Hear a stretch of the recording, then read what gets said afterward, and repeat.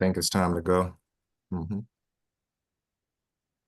Good afternoon and welcome. I'm Linda Campbell. I'm the Senior Director, Detroit People's Platform here in Detroit, Michigan, the nation's largest Black majority city. We appreciate the opportunity to share our work with you, those of you who will be participating in the forthcoming conference here in our city. Detroit People's Platform was founded roughly about 12 years ago in response to the state takeover of our city government. We began base building with residents across the city of Detroit, and today we support active membership across the 7 city council districts, and our base members come from households with incomes of $35,000 or less. So welcome to you. We'll now introduce my team member and our lead organizer who will be sharing the PowerPoint, leading on the PowerPoint discussion, and that is Theo Pride. Thank you, Linda. Like Linda said, I am Theo Pride. I'm an organizer here at Detroit People's Platform. My focus area is on equitable development.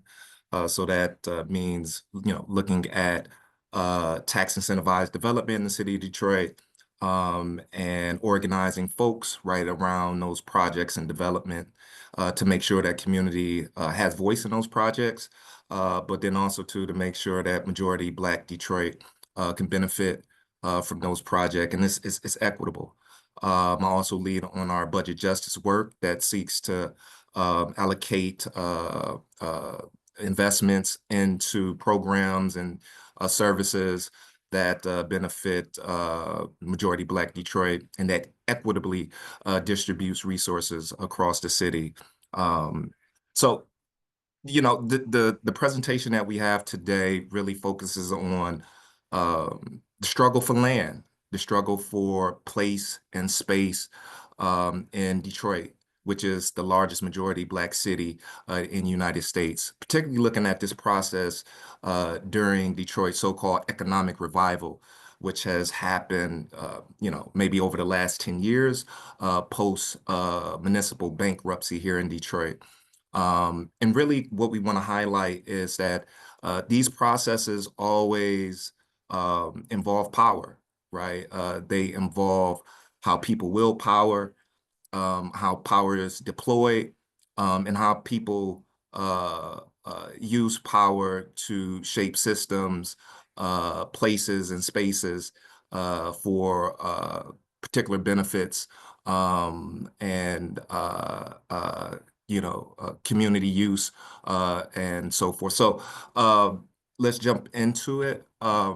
Really, our presentation kind of looks at, uh, you know, like I said, power, and we really want to chop this presentation up into 3 parts. First, just going to look at kind of that framework of power, really looking at the urban geography as who has the right to the city, right? Who has the right to claim space and place, but not only that, who has the power to kind of shape those geographies, and for what purpose?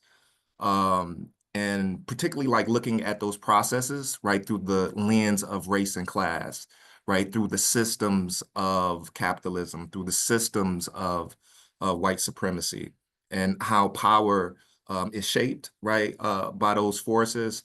Therefore, how space and place are shaped and formulated, and how those processes look. I then kind of want to take that framework of power in the role of producing space and place, and specifically zoom in on the context of Detroit. Like I said, looking at the economic come back to economic revival here in Detroit over the last 10 years, looking at how power has showed up, right? Looking at the impact to majority Black communities here in Detroit, but not only that, right? Looking at how community has been able to build power and to be a part of those processes. So specifically, what we want to do is center the strategy of co-governance as a place-making strategy.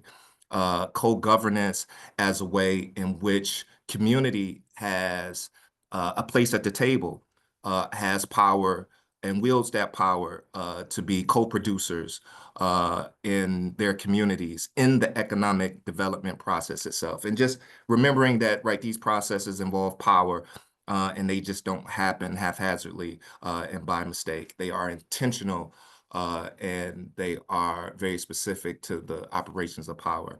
And then just kind of looking at, in terms of how it pertains to our work, us seeing co-governance as a vital and very important strategy in the building of equity in majority Black Detroit, how we plan to, think about co-governance moving forward, co-governance as a placemaking strategy in majority Black Detroit. So, like I said, power is important. And here at DPP, we always start with analysis of power, right? Who has power? How is power being wielded? And how do you build power?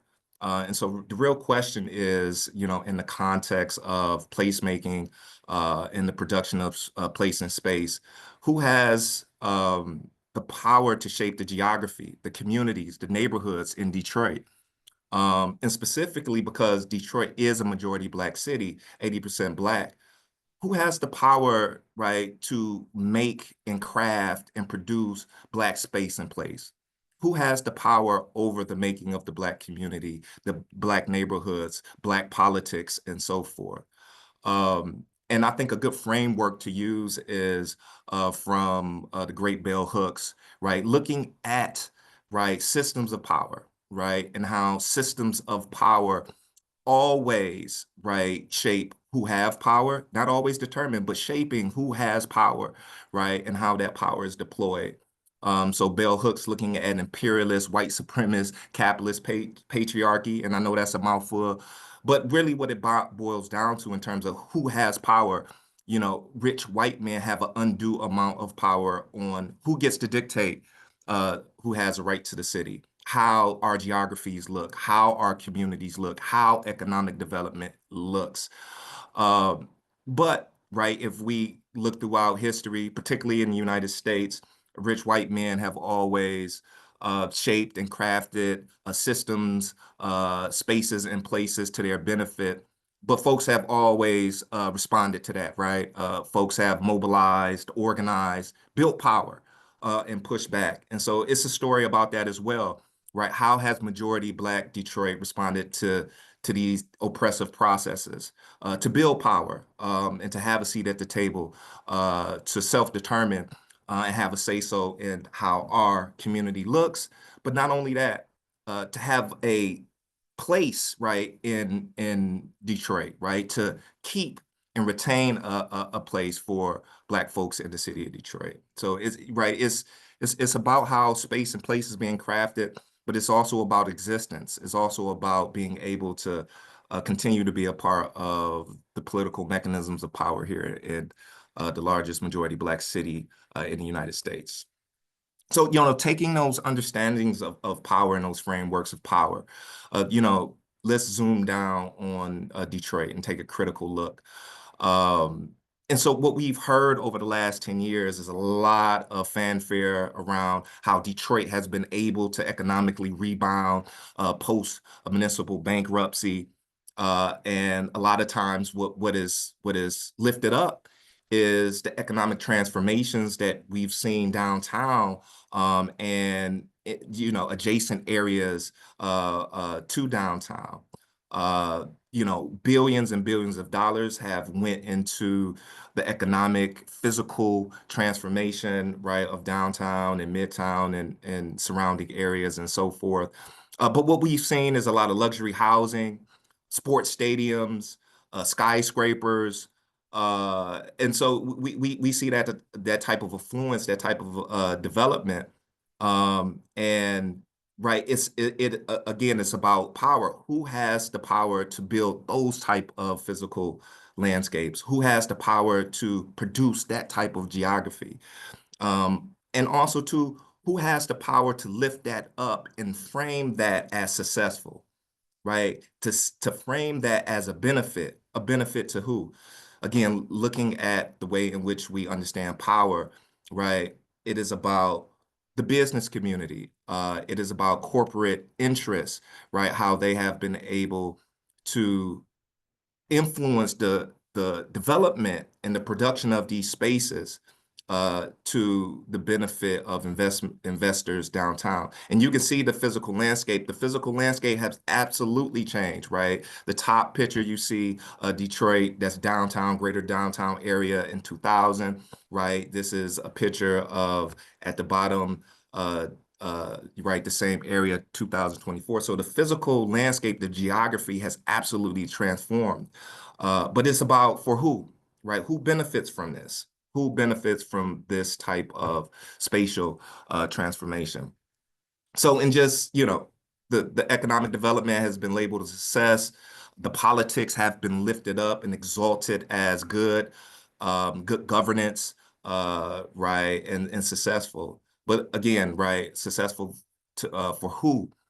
Looking at it more critically, right, we see that what we just saw in those pictures make up a small part of the entire city, right? That's downtown makes up about 7 square miles of the city, right? Detroit in its entirety, its total geography is about 140 square miles. And so we're talking about 5% of the city, which you see there. So the development is incredibly uneven. You've had billions and billions and billions of dollars, right, invested into economic development downtown, and greater downtown area. But what we've seen, right, in the rest of the 140 square miles is continued disinvestment, the expansion of blight, uh, closed businesses, and of course, we just have not seen the same level of economic development. We have not seen the same type of physical transformation to the landscape that we've seen downtown in the neighborhoods. So a great deal of unevenness. Uh, but then also too, we've seen uneven and disparate uh, impacts racially. So alongside, this is very important, right? Over the last 10 years, we've seen this economic development. But also alongside, parallel to this economic development, we've seen great trauma and harm being inflicted upon, right, the legacy existing majority Black community, right, in the form of displacement and erasure, right? Over the last 10 years, alongside this so-called successful economic development, we've seen the Black population decline by 100,000. And a lot of that population loss is occurring in the neighborhood. It is because, right, those economic opportunities simply have not spilled out over into the neighborhoods, right? And then also too, the economic development that we see downtown is just real to no real benefit to the majority Black population. Downtown at one point in time was majority Black. It is no longer majority Black now, which is an indication of the Black displacement and the erasure that is occurring, right, as a result of this economic development. Historically Black neighborhoods, the North End, Virginia Park, have been rebranded by gentrifiers, taken over by gentrifiers, right? And this is the erasure, the loss of not just the occupancy, right, of these neighborhoods by Black folks. It is the erasing, the eradication of Black culture, Black traditions, Black mores, and so forth that have anchored, right, these neighborhoods for decades and decades. Those things are gone and have been attenuated and erased over the last 10 years. We've also seen materially, right, the increase in racial inequality. Black and white income, right, has exploded over the last 10 years. Over the last 10 years, alongside all of this economic development, white income has increased 7 times the rate of Black income. Black white home ownership gap has increased. And a lot of, and I have to say this as well, a lot of these 10 years, 15 years ago, 20 years ago, a lot of these gaps did not even exist, right? If you look, 15, 20 years ago, in the 80s and the 90s, Detroit had the highest rates of Black home ownership, right, in the country. That is no longer the case. Detroit is now a majority renter city. We've had the increase in Black and white home value increase, right? So almost every indicator, right, of economic well-being, and so forth, right, has been uh, uh, those gaps have been increased over the last 10 years. Also, too, the extraction of Black wealth, right, through tax incentivized development. So it's not just that this economic development is occurring downtown and the development is not benefiting majority Black Detroit and it is harming majority Black Detroit. It is literally that majority Black Detroiters, Black residents are financing, right, these developments that displace Black folks, right, that erase the culture of Black folks, that create the racial inequities, right, and gaps and so forth. Those things are being financed, right, with a lot of tax subsidies and tax incentives, right? So this is a process in which Black wealth is being transferred over into the pockets of private developers who have benefited overwhelmingly from the economic development that we've seen downtown and so forth, right? So we've seen the enclosure, right, of the commons, right? We've seen the enclosure of spaces and places that are publicly owned, publicly resourced, that all Detroiters, right, have the access to. For example, downtown, a lot of the parks and green spaces that have popped up have been absolutely grabbed up by private developers. So they essentially become private spaces as Black people are policed out, excluded from those areas. And so really what you see is formerly, right, public spaces, right, and public amenities being privatized, right, and that having a mechanism of exclusivity, right, being able to exclude the folks that you want to exclude. And when you go downtown, and I know a lot of folks are going to be downtown observing the social spatialities, if you will, downtown. What you will notice, right, is that Black folks are not down there, right? And that is a process of what we're highlighting here, a process of corporate privatization, being able to exclude folks that you do not want there. Um, and just kind of to highlight this extraction of Black wealth into the pockets of private developers, right? We have research that shows over the last 10 years, $1 billion, right, in taxpayer money have been given to private developers to build the type of amusement parks and the type of tourist attractions and the type of luxury development that we see and access downtown. And so here is just a census map to kind of show that process of Black displacement that I was talking about. You can see what's circled in red there. That is downtown. That is downtown proper.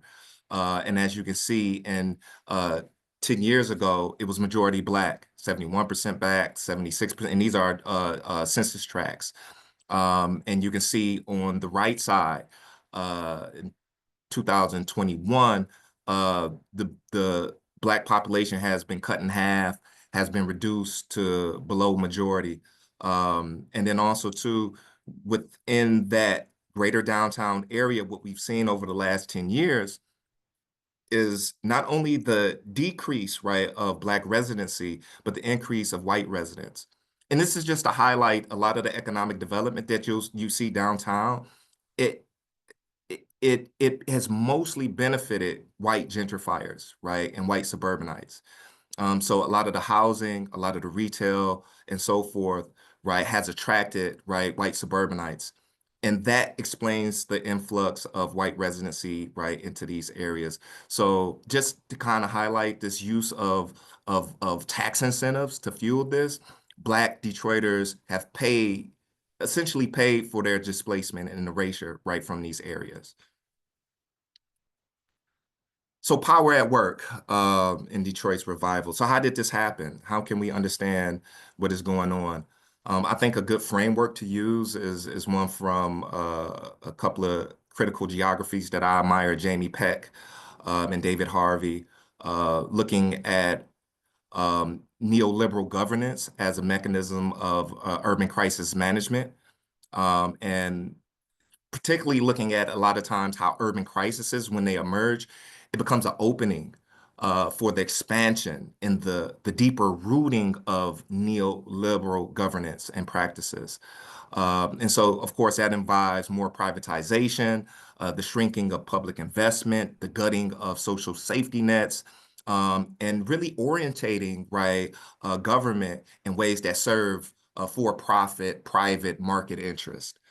And I think one thing that doesn't get highlighted enough is that these processes are not race neutral, right?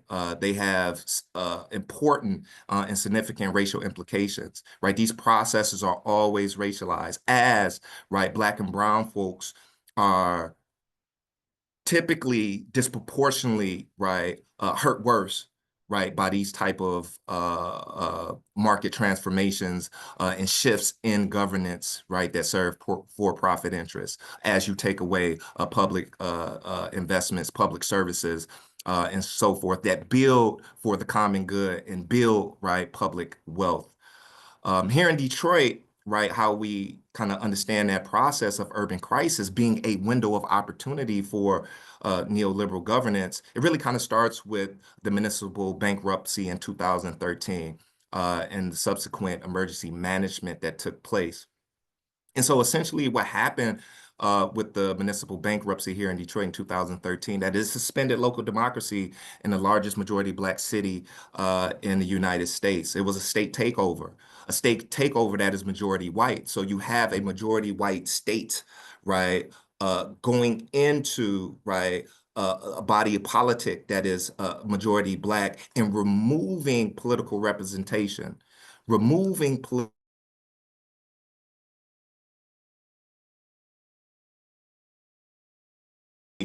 imposing a certain type of regimen on Black folks there. And so it absolutely eliminated political power here in Detroit for Black folks.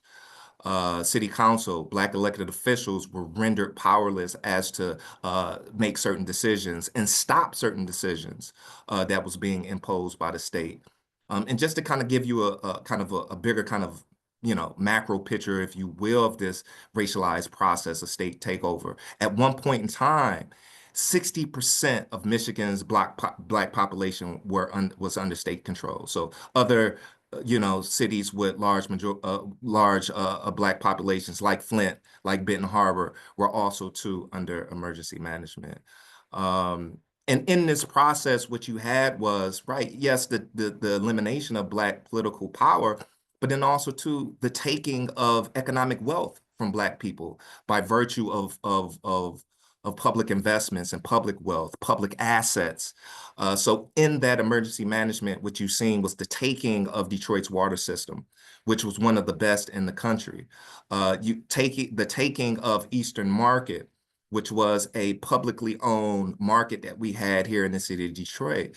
The taking of Belle Isle Park, which is one of the most beautiful public parks that we have in the state of Michigan. The taking of our art museum, the DIA, the Detroit Institute of Art, which is one of the most wealthiest public arts museum, had essentially one of the most expensive collection of arts right in the country.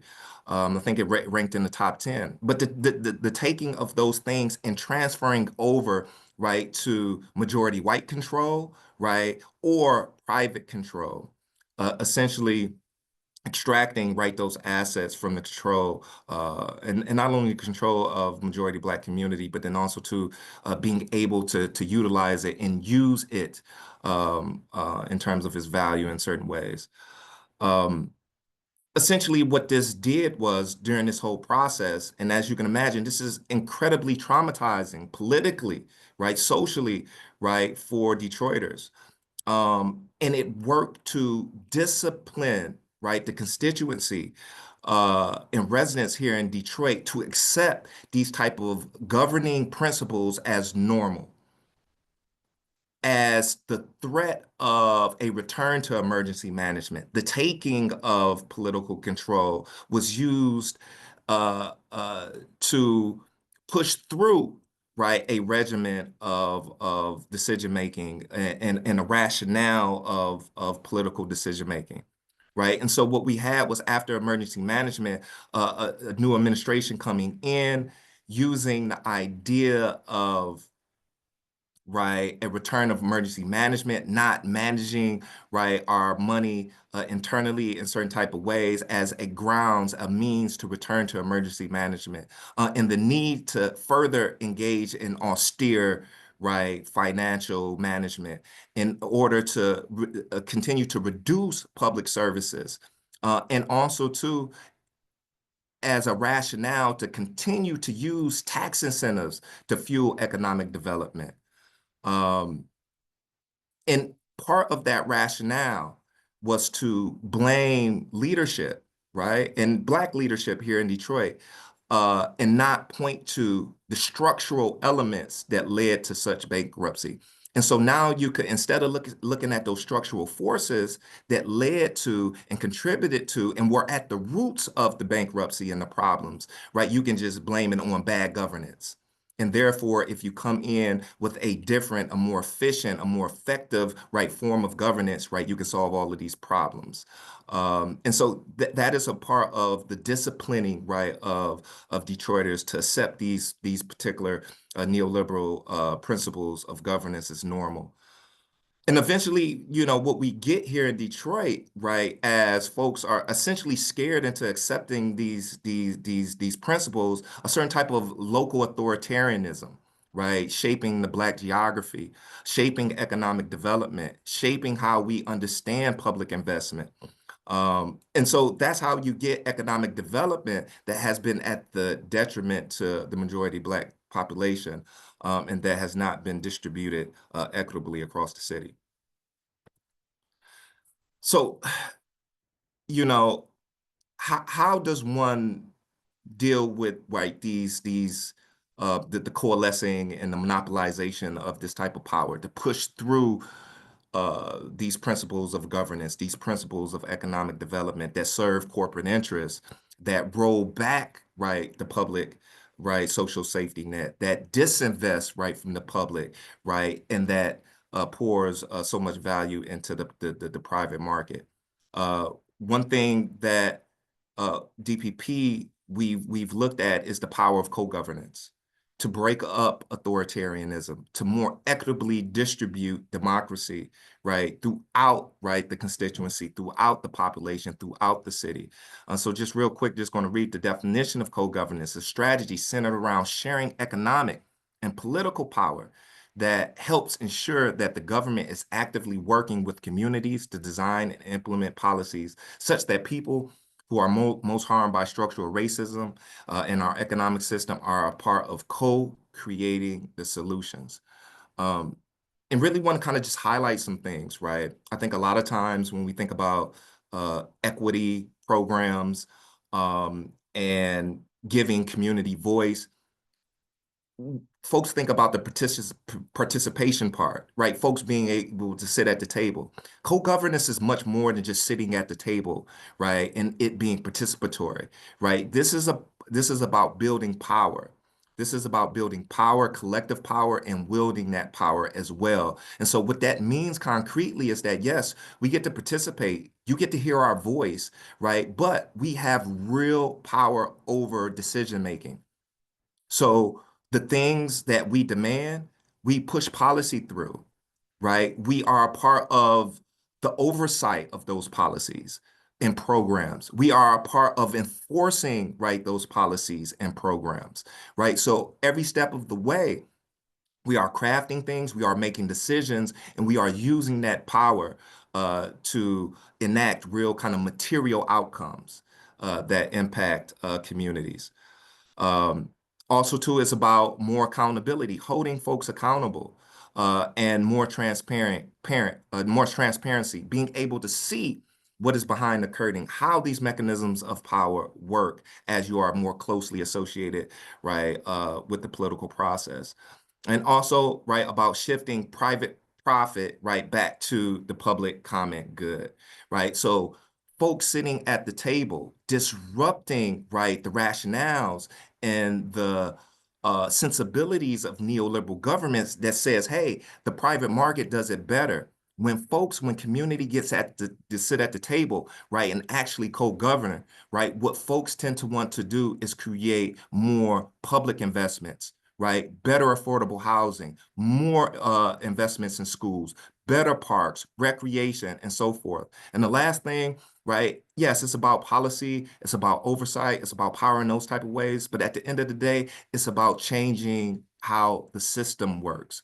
It's about structural change, right? So how do we enact, right, uh, right, policies in ways that produce automatically, almost automatically, the type of equitable outcomes that we want to see?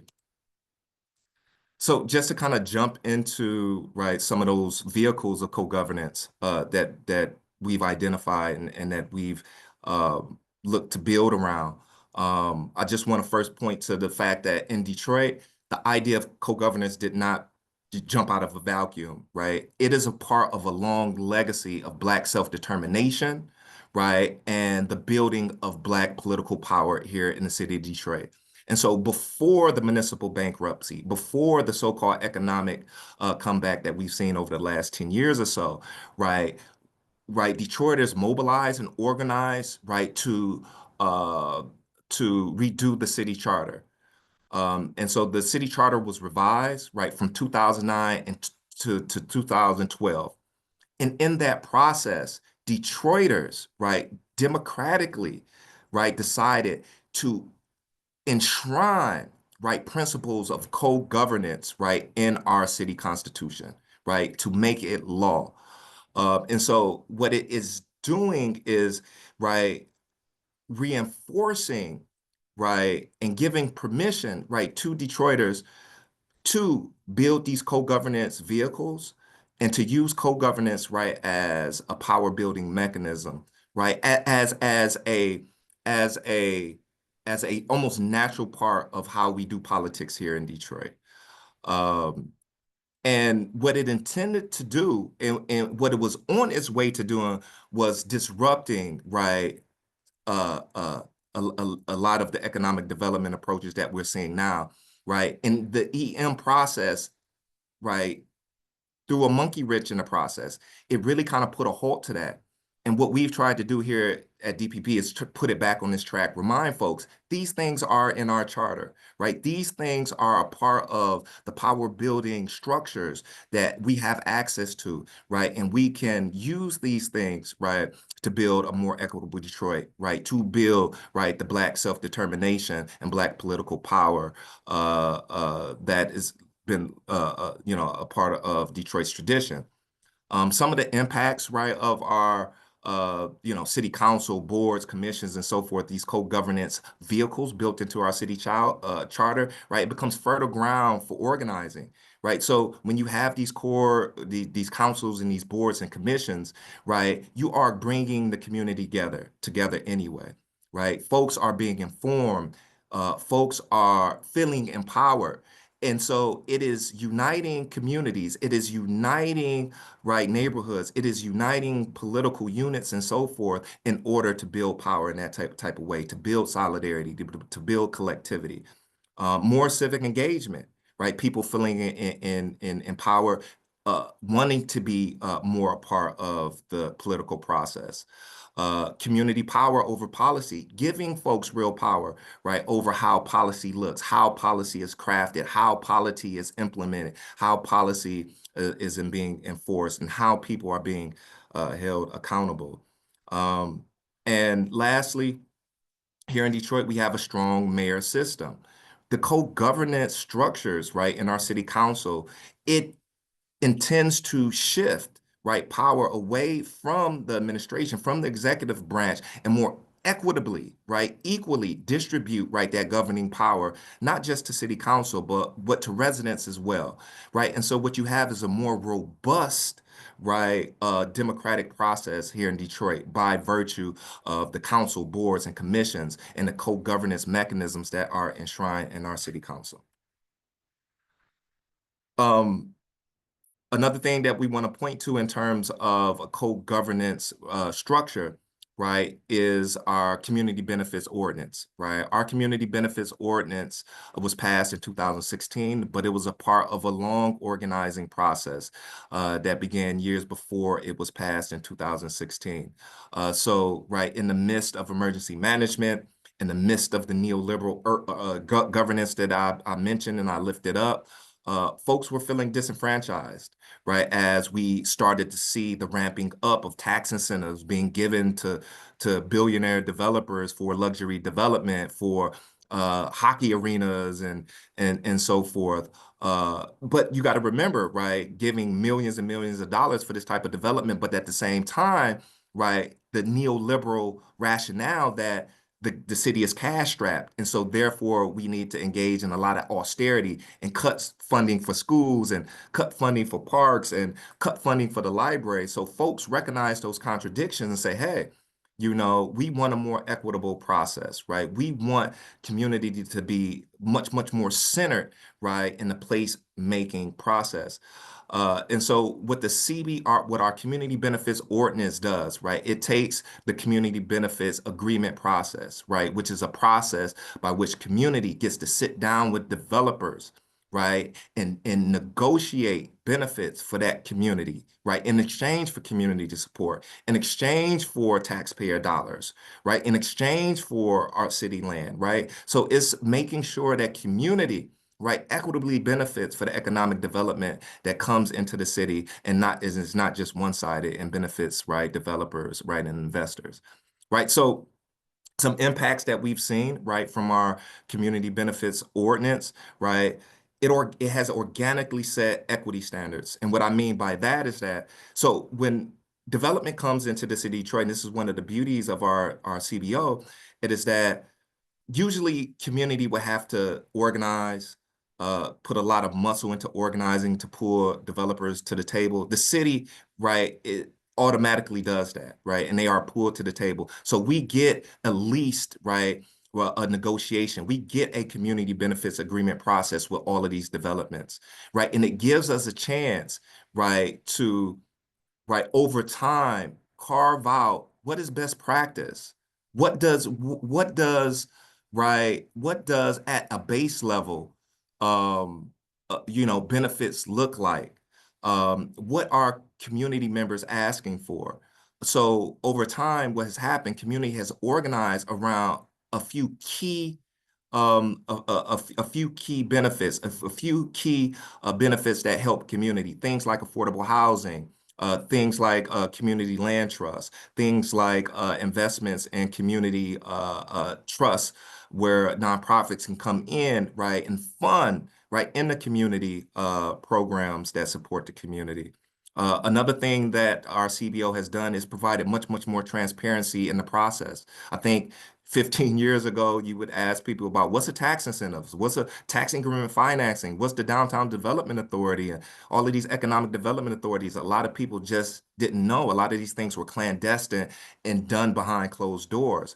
The CBO has pulled that process out front, right, for the whole community to see. And so we are much, much more knowledgeable about tax incentives. We are much more knowledgeable about how these deals go down. And when folks are more knowledgeable, they're more right able to see the inequities and the injustices in the processes and attack those injustices.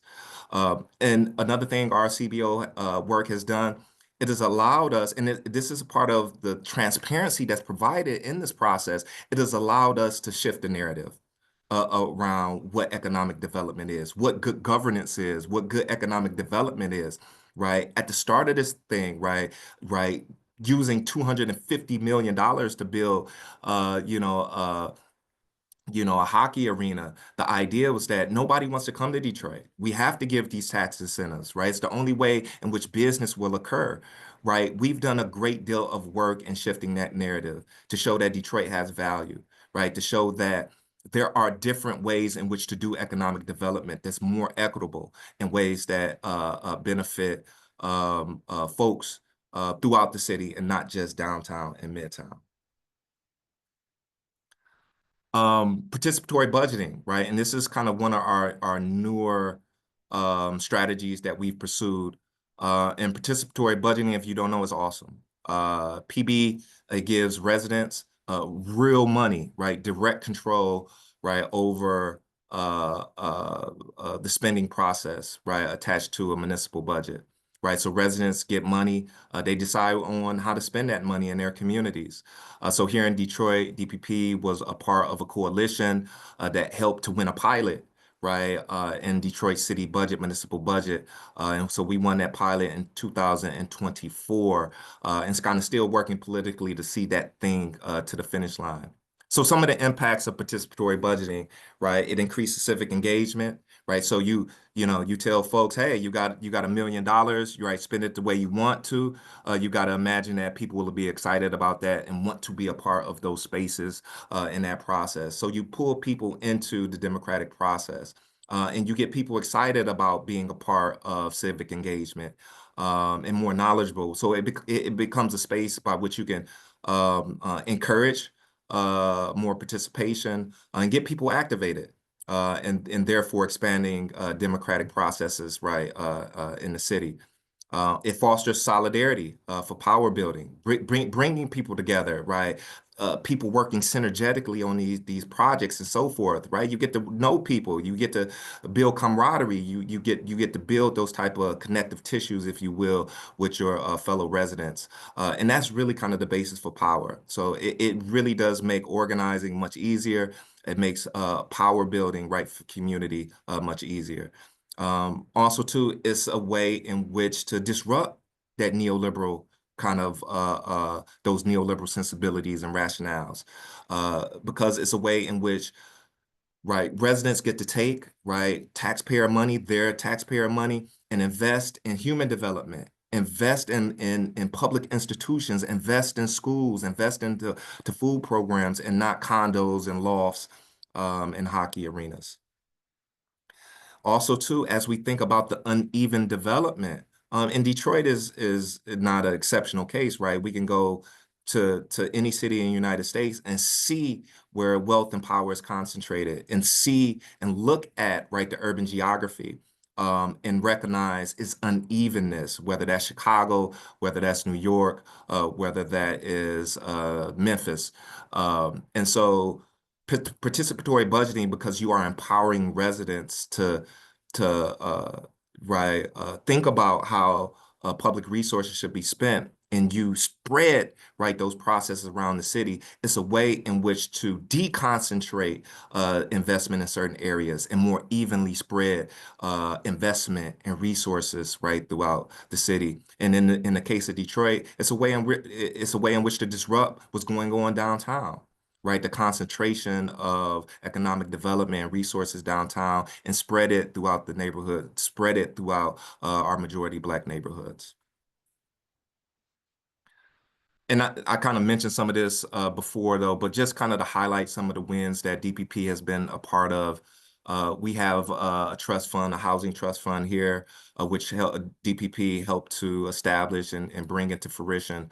But, through our co-governance, particularly through our community benefits work, we've been able to get millions and millions of dollars, right, allocated to the Affordable Housing Trust Fund. And that's really, really important for Detroit, even in the context of placemaking, thinking about how our neighborhoods look, but who gets to stay in those neighborhoods, right? As economic development is hypercharged, of course, it displaces folks as property values go up and so forth.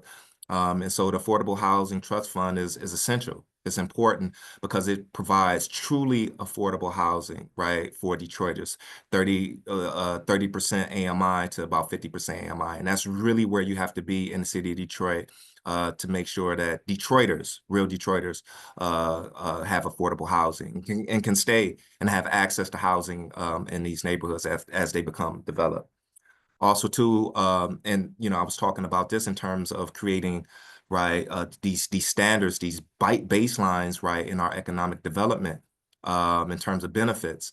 Community land trust, right? We were able to win a community land trust in one of the more recent economic development fights with the Future of Health.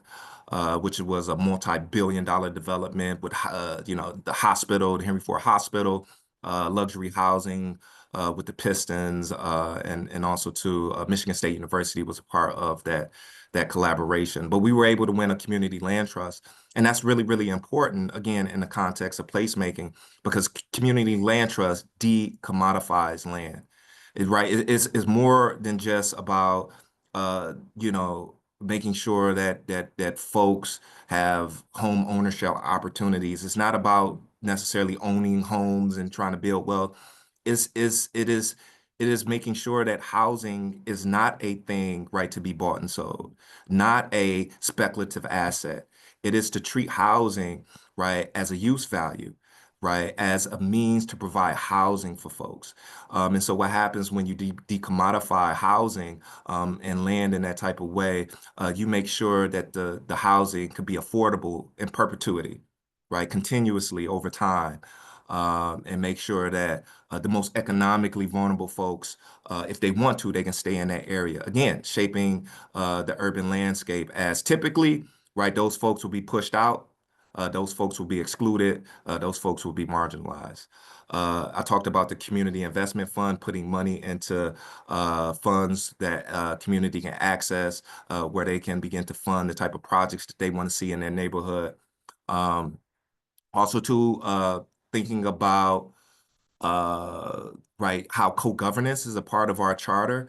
We have a community advisory council, and our charter allows for a community advisory council to be created in each one of our districts. We have one in District 4. We have 7 districts in the city of Detroit. I think we have 3.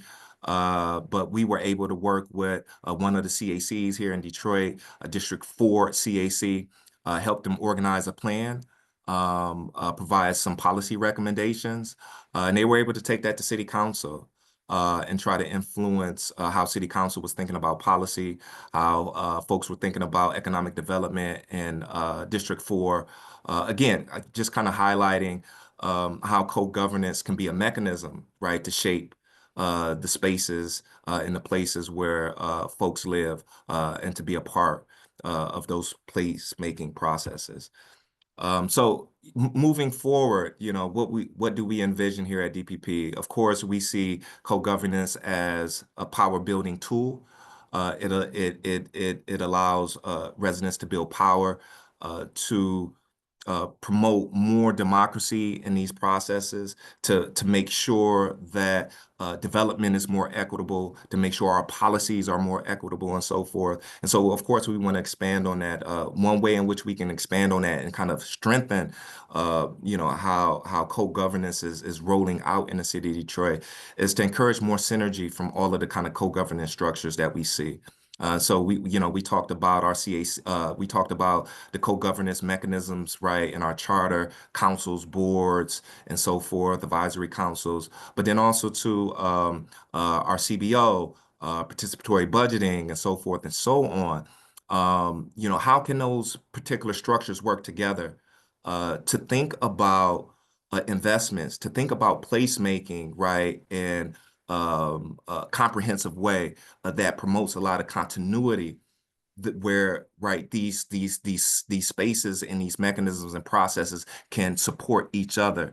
For example, we can think about participatory budgeting, right, and how it could support, let's say, the community benefits process.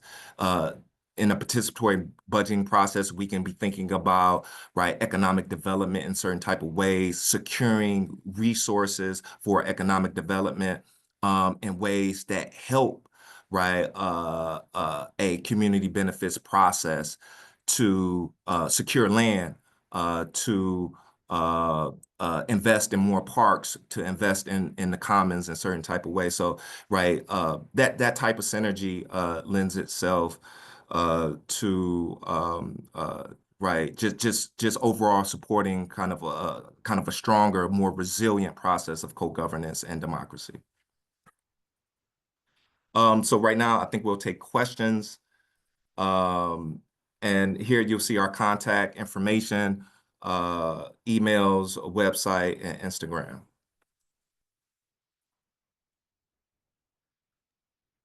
Okay, thank you so much, Theo. We have, looks like we have a couple of questions. Um, All right, here's I guess this is someone who will be attending the conference, coming back and sort of giving reinforcing your analysis, and their statement is just supporting what you've laid out with a comment that said it's been hard to find Black-owned establishments near the hotel where the conference is being housed. Yeah, yeah, great. Um, Thanks for validating that. Right. For many of us who've been in Detroit over the years, we can recall when that space was populated by small Black-owned shops. And in a matter of 10, 15 years, most of those shops have been pushed out. All right, here's another comment question. This is great. We had lots of discussion about shifting governance in Oakland's opportunity zone areas when that tax credit was passed, but failed to Mhm. pass legislation to establish an ongoing CBA. There was no political champion to establish the neighborhood councils, but the same economic development dynamics were there. Yeah, as Theo had mentioned, the work leading up to the community benefit agreement ordinance, that was about a 4-year campaign. And believe it or not, that campaign originated in one of our local emergency food pantries located in a neighborhood that was being impacted by development. And what the folks who came to the pantry noted, many of them longtime Black Detroiters, middle to low income, is that the development was happening downtown and midtown with their tax dollars and they weren't benefiting. So they organized and went to city council and started putting pressure on city council members. We need something done. As you know, typically the CBAs are negotiated project by project. Detroiters didn't want to do that because number one, it's a huge issue around capacity to build that kind of capacity across neighborhoods in order to be successful on each project. Number two, unlike in most communities, we had no labor support around the community benefit agreement. Labor often leads or is a strong partner on the typical CBAs. And so when we did the analysis with our community partners at the Emergency Food Pantry, we concluded that we needed an ordinance. We needed something with teeth. We needed something that forced the city, again, as Theo has mentioned, to step into the role of there to serve and benefit community. We needed the city's muscle to bring these developers to the table and compel them to be at the table as part of the development deal. And so, yeah, we acknowledge that it's a heavy lift. Right now, we're the only city in the country with a CBA ordinance. That gives you some sense of both how Mhm. unpopular it is among people with power, and yet we lift it up as an example as to one way that community can disrupt these inequitable economic development strategies. Now, is it perfect? No, absolutely. We had a much more progressive, rigorous CBA that we organized and put on the ballot. The city and corporate interests put up a competing ballot. Mhm. With the dark money, they beat out our progressive ballot by about 15,000 votes. We still count it as a win because we forced them to put an ordinance on the books. And we have amended the ordinance once, and we're looking to amend it again. So, yeah. Uh, are you aware of the work of William Bungie in the 60s and the book in Neighborhood Fitzgerald?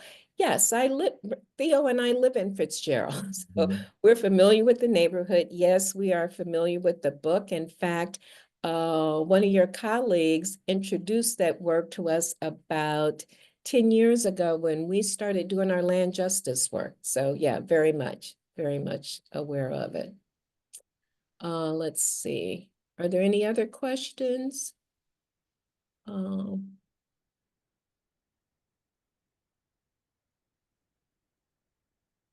Okay, I think we've, we could take maybe one or two more questions. I think I've answered what's in our Q&A box. Let's see, there's something in the chat.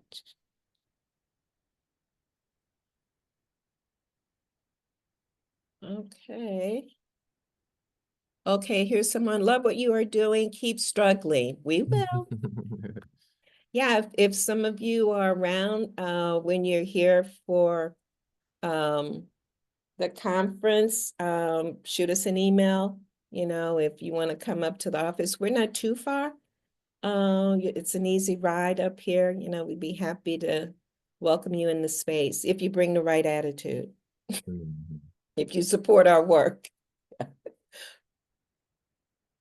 All right. Well, if we don't have any other questions, I'm going to turn it over to our co-host, Elin. And